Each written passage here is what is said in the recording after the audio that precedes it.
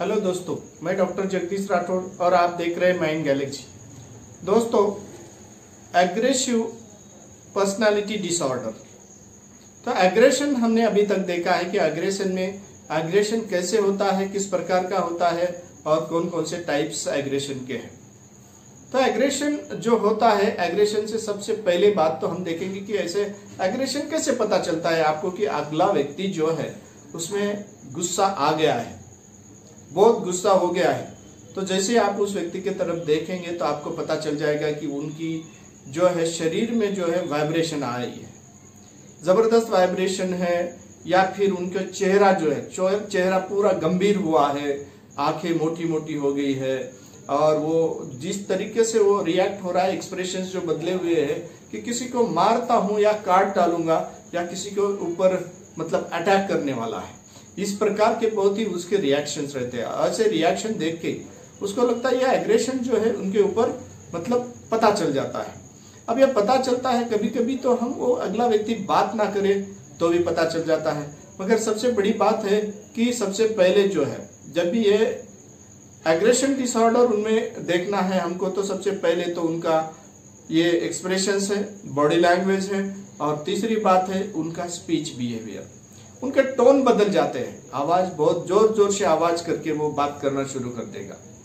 अनाप शनाप बोलना शुरू कर देगा, फिर वर्ड्स शब्द जो है या फिर वर्ड्स यूज करेगा अगले व्यक्ति के बारे में, या इसी प्रकार के जो है वो एग्रेशंस प्रदर्शित करता है। अब ये प्रदर्शित क्यों होते हैं, किस वजह से होते हैं? अब सबसे पहले क्या हो जाता है कि उनमें जो है कोई ऐसा शब्द है, अगला व्यक्ति बोल रहा है और बोलने के बाद में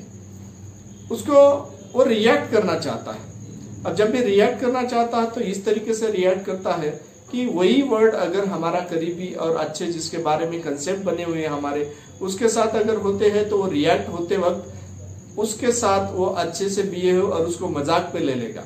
मगर कोई दुश्मन है और जिसके बारे में हमारे कंसेप्ट गलत पहले से ही हो चुके हैं, अब जब पहले से ही हो चुके हैं और ऐसा वर्ड है कि जो इरिटेटिंग है, अगर इरिटेटिंग वर्ड है और वो कोई बात बोल देता है, जैसे ही वो बात बोल देता है, बोलने के बाद वो इरिटेटिंग वर्ड का रिप्लाई इतने जल्दी झटके से दिया जाता है कि हमारे जो एग्रेशन है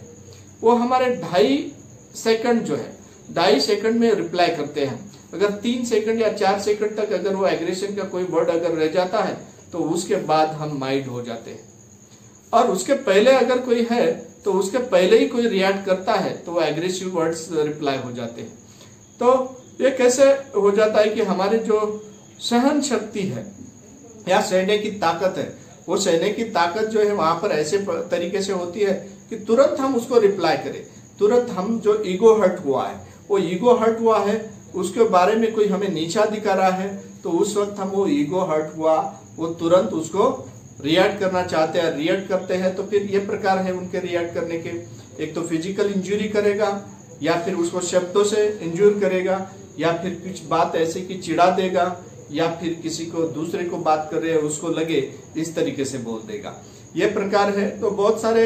ये जगह पे इसी प्रकार है। अगर कोई व्यक्ति अगर बोल देता, बोलने के बाद में उसको खुद को एनालिसिस करता है कि ये ऐसा क्यों हुआ, तो वो ऐसा क्यों हुआ, तो इसके बारे में वो उसके बाद वो हो जाता है कि वो गिल्ट फील करता है, और गिल्ट फील करने के बाद वो अपने आप को एनालिसिस करता है और फिर बाद में उसको